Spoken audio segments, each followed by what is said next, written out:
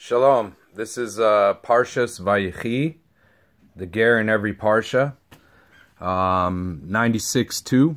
We'll just jump right in. It says Vayikrevu Yemei Yisrael Lemus. The days approach for Yisrael to die. This is from the Midrash Rabbah, and it says the phraseology of our verse is unusual. The Midrash will therefore make the point that life is fleeting and expound the days as referring to the world to come. Ksiv ki ger anochi imach toisha v'gomer. It is written, for I am a sojourner with you, a temporary resident, like all my forefathers. That's in Tehillim 39:13 by David Amelech. And then it quotes another verse, Ki gerim anachnu lifanecha ketzel yemenu al haaretz ve'ein mikveh. And for we are sojourners before you and temporary residents, as were all our forefathers. Our days on earth are like a shadow, and there is no hope. The Midrash elaborates, and would it be that our days on earth were like the shadow of a wall or like the shadow of a tree? However, they are like the shadow of a bird when it is flying. As it is written, Ketzel Oiver, man's days are like a passing shadow. In Tehillim 144:4.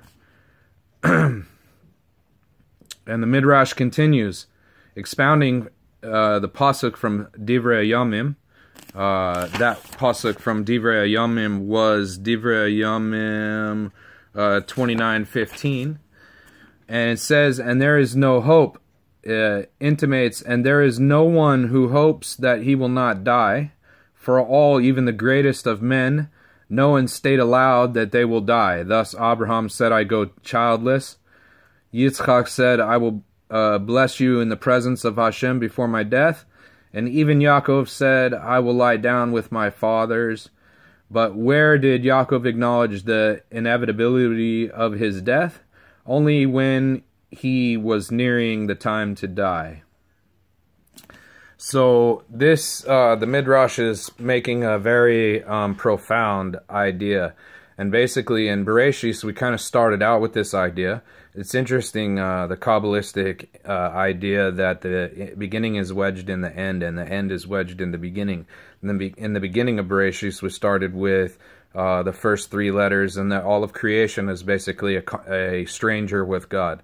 And in the end, in the Parshas Vayachi, in the last Parsha of Bereshis, in the very beginning in the Midrash Rabbah, it's bringing out this point again, that all of humanity, even the Jews, are called gerim with God on this planet. Why? Because your life is like the shadow of a bird that just flies over the ground and disappears. That's how it comes and goes. It's like a vapor. It's like a flower that blooms and then shrivels and dies off. And everybody knows, like it says in Koheles, that the living know that they must die.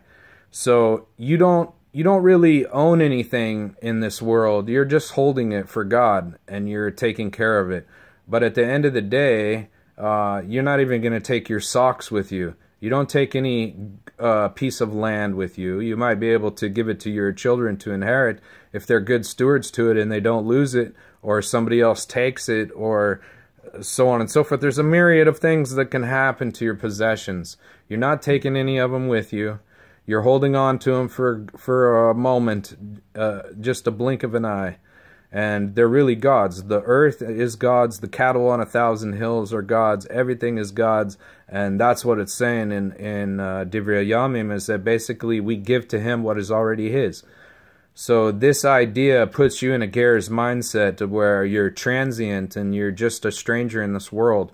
And that's the mindset of a tzaddik. You can't get attached to these physical things, because you're here for a moment, and the only thing that really matters is your obedience to God and your keeping of Torah and mitzvahs. So that is the ger in every parsha, and that's the ger for Parshas Vayachi. Thanks for listening.